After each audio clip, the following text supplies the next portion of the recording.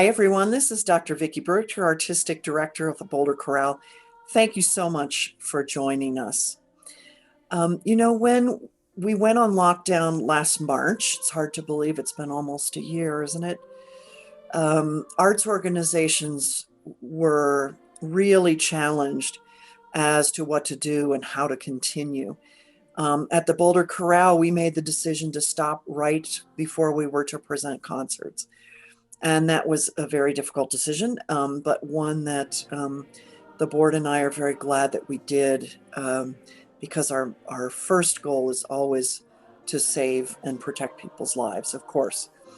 So we had a period of time where we were struggling and trying to figure out what the heck we were going to do. And then we decided to do some online programming. Hopefully many of you have seen the beautiful video that Stephen Ross of Face produced for us called All of Us, which is by Craig Hala Johnson. It's the end of his and Michael Patrick Brown. It's the end of their oratorio considering Matthew Shepard. And it's a beautiful piece about how do you deal with pain? How do you do your best to transcend it by living in community?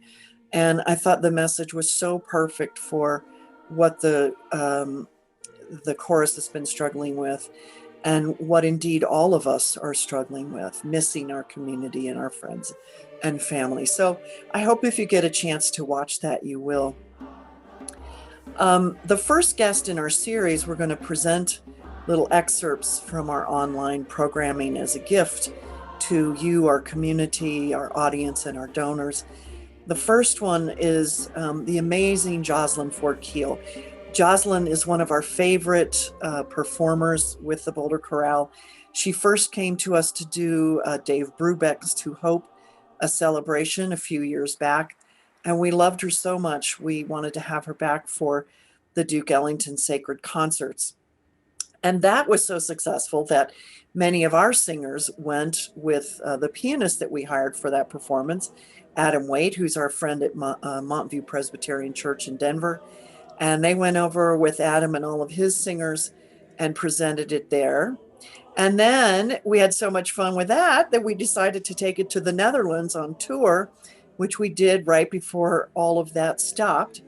And we took with us 3 Grammy-nominated musicians, as well as Joslyn, and also the brilliant Dr. David Sharp, who's a former Broadway tap dancer and minister and just an incredible presence. And he came as well. And we performed in Amsterdam and other towns in the Netherlands, and it was an extraordinary experience.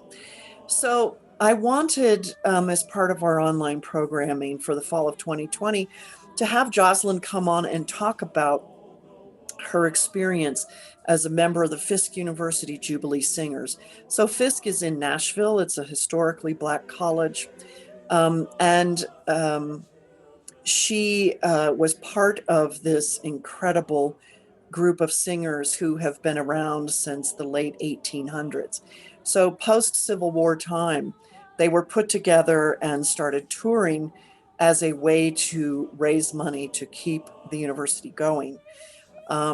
And so I was eager for our singers to hear about Joslyn's experience, Joslyn's experience singing with that group, and also to continue to educate our singers about this great American art form that we call African American spirituals. In the past, I really hope this is not happening anymore, but in the past, I think many choruses would use a spiritual as a way to end a concert just because they're very powerful and very uplifting, without a lot of context about them, either for the audience or for the singers.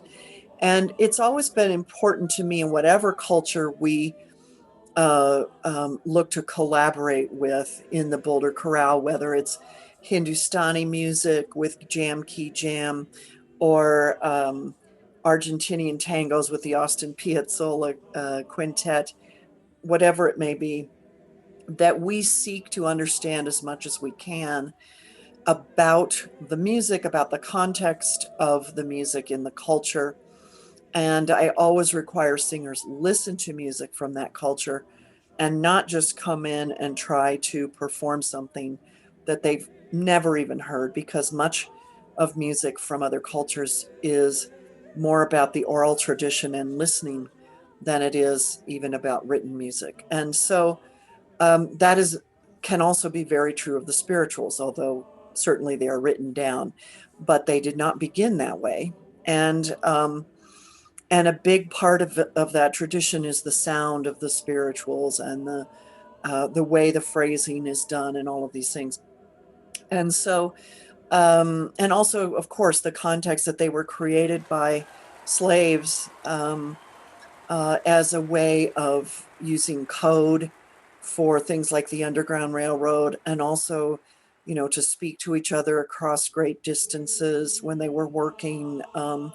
And so I wanted Joslyn to talk about this, and I think you will find this excerpt to be really fascinating. Next time we talk to you, it'll be Dr. Julie Simpson, who is a longtime professor, very respected professor of voice at CU, and you're going to hear her talk about singing, and she is absolutely wonderful. So thank you for joining us for this series, and we'll continue to bring them to you as we also have a spring online season with many, many great guests, including PBS American Master Holly Near, Dr. Susan Russell from Penn State University and the Cultural Conversations Project, and so many more. Thank you again. We look forward to seeing you in person soon as well. So welcome, Joslyn. It's great to have you here. It is wonderful to be with you all tonight. Hello, my friends. So, will you tell them, and then I'll play a little bit of the video that you sent me from Fisk University afterwards. Can you talk just a little bit about the history of Fisk University and of the Jubilee Singers? Certainly. It's my pleasure to speak on my alma mater. Fisk University was founded in 1865 and opened its doors um, January 9th of 1866 as Fisk, the Fisk Free School for the Colored. And of course, it didn't start out as a college. This is right on the heels of the Emancipation Proclamation. And so um, Fisk sought to educate um, former slaves, the formerly enslaved people, and um, children of new or of previously enslaved. So what I mean by that, those who were free during the time of or before the Emancipation Proclamation, but their children had no access to education. If that, yeah, makes sense. So it the school in was housed in old army barracks.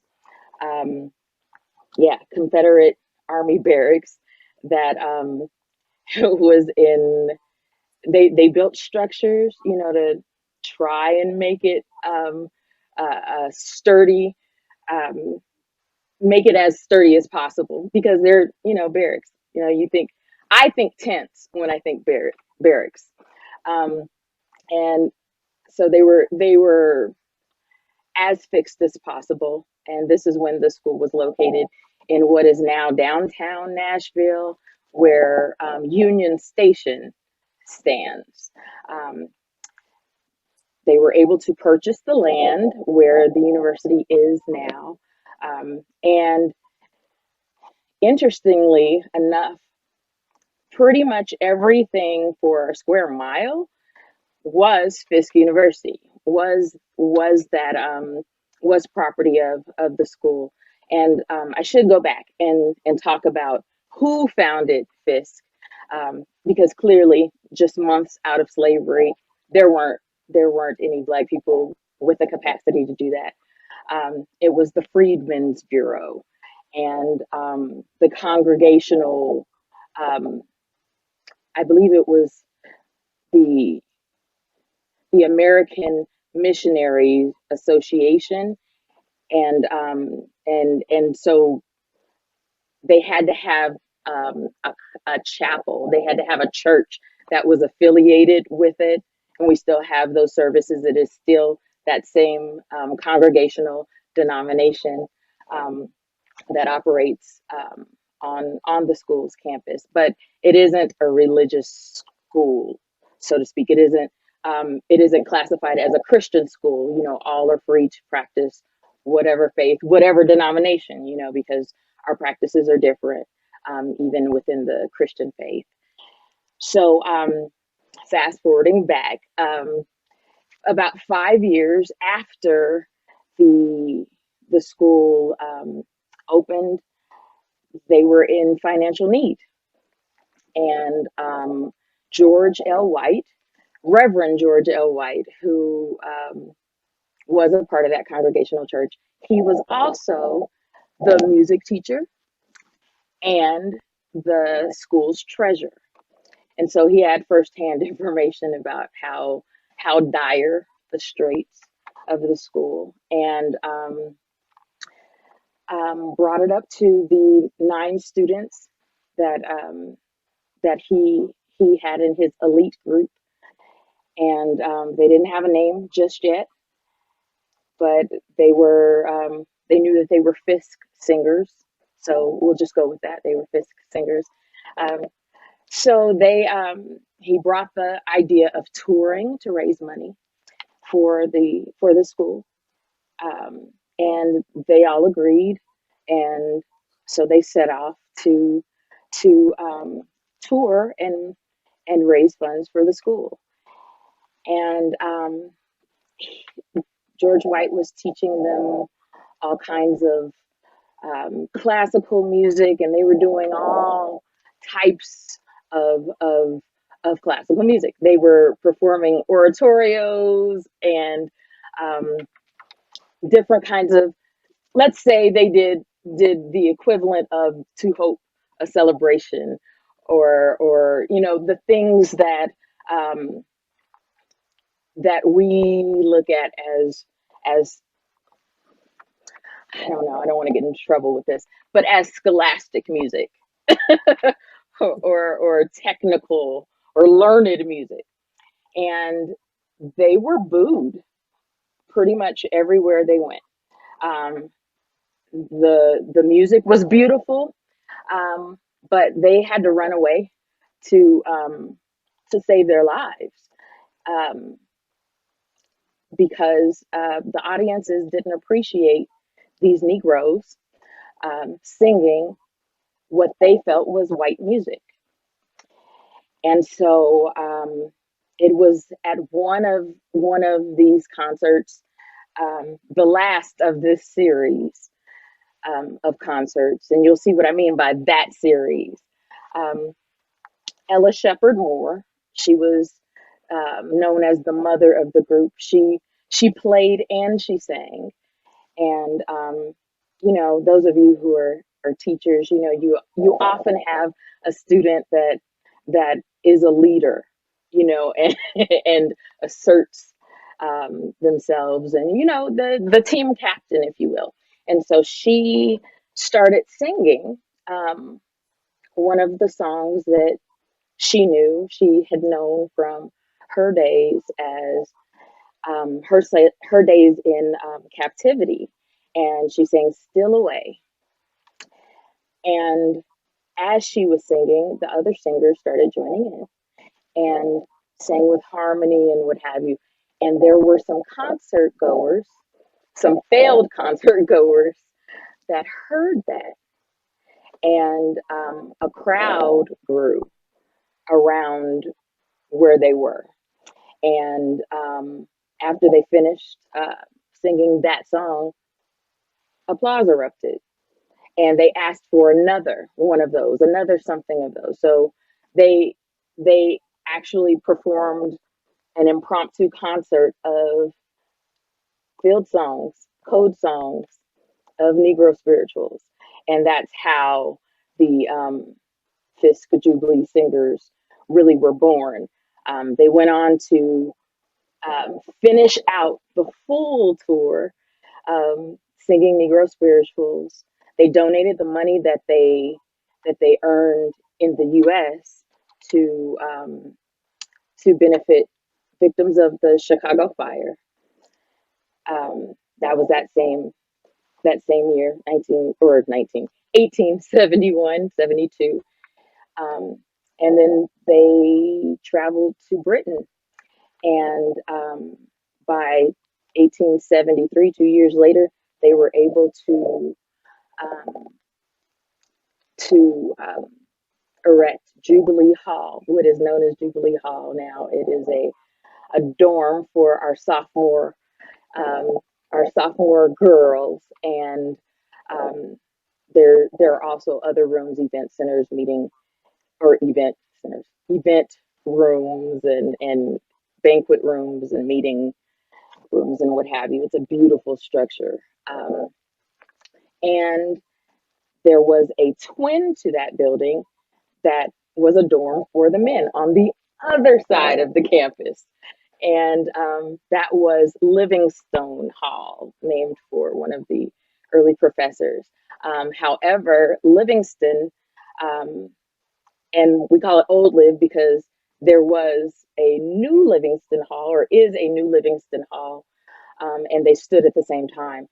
Um, and it was actually my mother's junior year. My mother and her sister also are Fisk graduates, but it was my mother's junior year um, of college that old Livingston was burned down by the Klan. And so they were actually looking for Huey P. Newton and Angela Davis, who the students did harbor um, during that time. They just didn't know where they were keeping them or how they were helping them. That's a brief history of the Jubilee Singers, how the tradition got started. Every October 6th, that was the day they set off in 1871. Every October 6th is Jubilee Day on Fisk campus. We have convocation.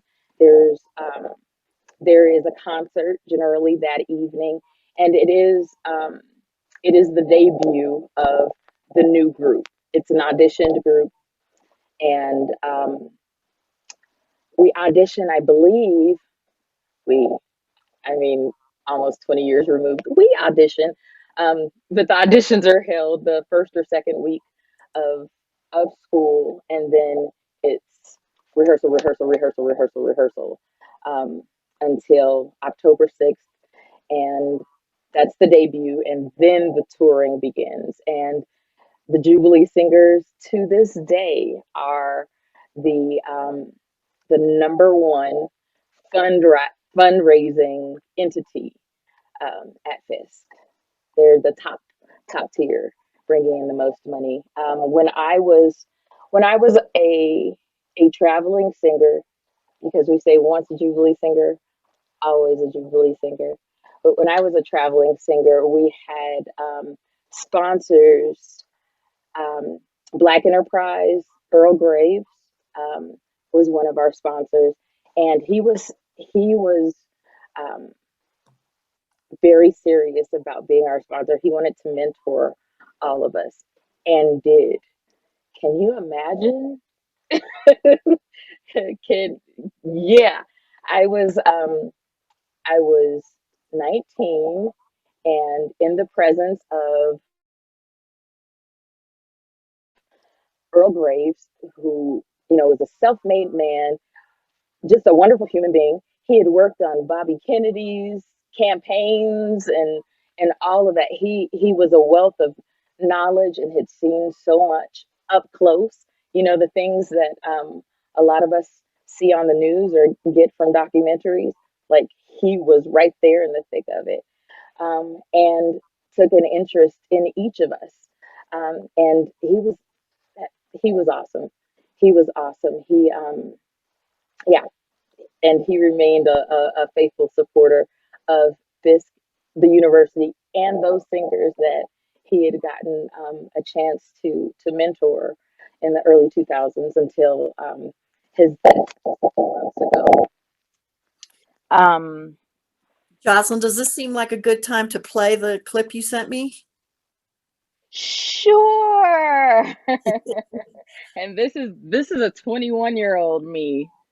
Yikes. You'll see Joslyn on the far right as you're looking at the screen, leading the pack. Let's see here. Hold on, where is it? And I'm gonna hide my face because don't look at me, don't look at me. Oh, stop. It's It's great. different when you're performing. Sing till the Spirit moves in my heart. I'm gonna sing till the Spirit moves in my heart. I'm gonna sing till Jesus comes. I'm gonna sing till the Spirit moves in my heart. I'm gonna sing till the Spirit moves in my heart. By the riverside, down by the riverside, down by the riverside. I'm gonna lay down my sword and shield. Down by the riverside to steady war no more. I ain't gonna steady war no more. Gonna steady war no more. Gonna